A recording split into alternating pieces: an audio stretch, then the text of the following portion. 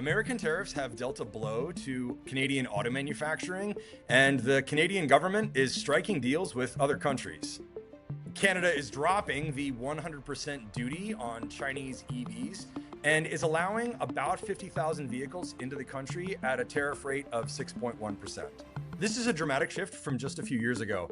Up until 2024, Canada had accepted Chinese vehicles of any kind at that same 6.1% tariff rate. But in 2024, following in the footsteps of the US, it raised the duty on Chinese EVs to effectively 106%. New EV sales in Ontario just hit their weakest point in roughly a decade, down about 67% from where they were just 18 months ago. At the exact same time, the Greater Toronto area has been flooded with used electric vehicles, roughly 22,000 listings over the last 12 months, with around 12,500 of them sitting active right now across AutoTrader, Kijiji, and Facebook Marketplace. So on one side, fewer people are buying new EVs. On the other side, a lot of people who already own EVs are trying to sell and can't seem to find a buyer quickly. That both things are true at once contradiction is the whole point here. If you only stare at collapsing new sales, you miss the more important story, the quiet shift happening inside household budgets. Because there are about 65,000 families across the GTA who bought EVs between 2022 and 2024 when the decision looked completely reasonable. Incentives were real. Fuel savings were real. The environmental argument was compelling. Financing conditions were friendlier. Even the hype felt like it had math behind it. Fast forward to now, and a lot of those same people are opening insurance renewal emails, looking at mortgage statements, dealing with winter charging reality, and realizing their total cost calculation is not the one they thought they signed up for. And that gap between expectation and reality is what's pushing so many cars into the used market at once. Keep this grounded. The numbers being referenced are drawn from official reporting sources and market pricing data. Not because anyone needs to win an argument, but because once you see the scale, you deserve to know where it's coming from. Here's the first piece of context that makes the used listing count hit harder. In Canada, normal used car turnover tends to be around 8% to 10% of registered vehicles per year. The GTA has roughly 110,000 registered EVs. If EVs behaved like normal cars in a normal market, you'd expect maybe around 10,000 used listings in a year. But instead you're seeing about 22,000. More than double what normal would look like, and a huge chunk of those listings are still active right now. On average, these used EV listings are sitting around 95 days before selling, compared to roughly 42 days for a gas vehicle. So the question isn't, is it real? The listing volume is clearly real. The real question is why it's happening, and why it's happening this fast. The simplest answer is also the most uncomfortable one. The annual cost of owning an EV in the GTA has drifted into a range that wasn't in most people's plan when they signed the paperwork. Put a number on it, and it gets sharp. About $18,274 per year for a Tesla Model 3 in the GTA, when you add it all up in an annualized way. Depreciation, insurance, charging, maintenance, fees, registration, the full carrying cost picture. Compare that to something like a Toyota RAV4 hybrid at around $9,250 per year in the same region. Similar household use case, similar practicality, similar passenger and cargo reality. Yet the gap between those annual totals is about $9,024 a year. That's roughly $752 a month. Every month, just from the powertrain choice. And before anyone jumps to, but EVs save on fuel. Yes, they do. That's actually one of the strongest parts of the EV argument. The problem is that fuel savings aren't the biggest line item anymore, and they aren't big enough to erase what's happening elsewhere. If you're finding this breakdown useful and you want more videos that actually follow the money, not just the headlines, take a second to subscribe to the channel. It helps a lot, and it also tells YouTube to show you more of these data-driven deep dives into Canadian markets, real household costs, and the stuff most people only figure out after they've already signed the contract. Now let's keep going, because the next part explains why so many owners feel trapped. The cost line that does the most damage, by far, is the one most buyers underestimate: depreciation. And it's not a small difference. It's not a rounding error. It's the entire story. A Tesla Model 3 purchased in 2023 for roughly $48,000, net of the federal incentive, is sitting around $31,000 in the current GTA resale market. That's about a 35% value hit in under 3 years.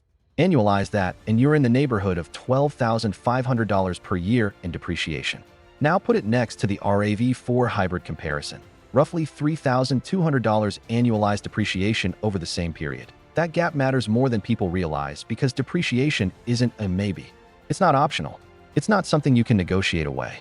It's the quiet cost that sits underneath everything else, and when it spikes, it doesn't just sting.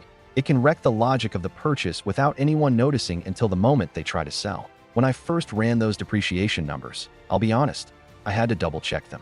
Not because it sounded slightly off, but because $12,500 per year of value loss on a mainstream EV that people think of as premium but achievable is the kind of number that should be a bigger part of the public conversation than it is. That's a financial plan killer, and it doesn't need drama to do damage.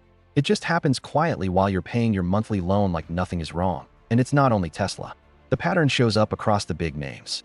A Chevy Bolt sliding from around $33,000 to about $22,000 over a similar period.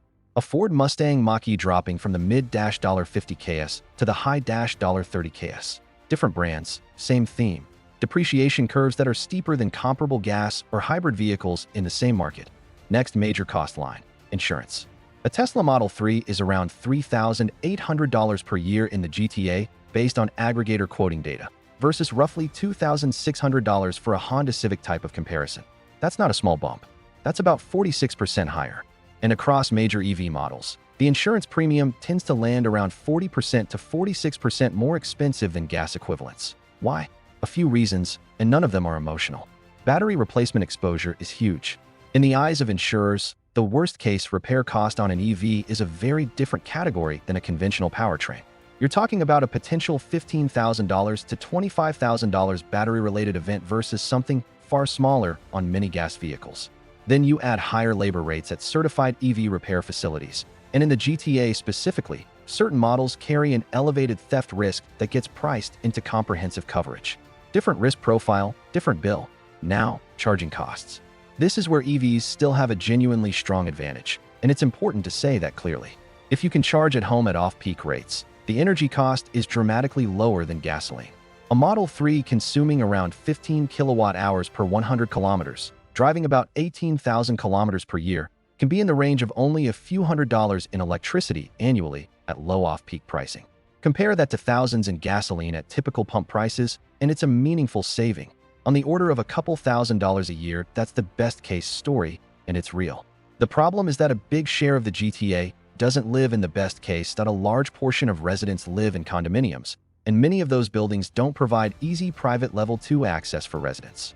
So if you can't charge at home, you don't get the home rate advantage that makes EV fueling so cheap. You're pushed into public level 2 chargers and fast charging, where the price per kilowatt hour can be 2 to 4 times higher than off-peak home power. For someone relying on public infrastructure, the annual charging cost for the same driving distance can jump closer to the $900 to $1,000 range. And that's before you factor in building fees for charging access in condos that do have installations, often another $50 to $100 per month in carrying cost, plus upfront equipment costs. Put those pieces together, and you start to see the structure of the problem. Depreciation is eating something like $12,500 a year in the Model 3 example. Insurance adds something like $3,800. Charging saves money in the home charging scenario, but that fuel advantage doesn't move the needle enough to offset the depreciation shock, especially if home charging isn't available. So yes, the fuel savings are real. They're just not the main character in the 2026 GTA ownership story. And here's where the policy timeline matters, because it explains why so many people bought in the same window, and why so many are trying to exit around the same time. Ontario once had EV rebates that went as high as $14,000 at their peak. When that program ended, sales dropped hard. Then the federal incentive structure supported the market again, and between 2022 and 2024, roughly 65,000 EVs were purchased in the GTA. That cohort is the bulk of what you're watching hit the used market now. That's the inventory wave. Then the incentive environment shifted again. Federal programs paused when demand surged past budgets. Provincial components changed.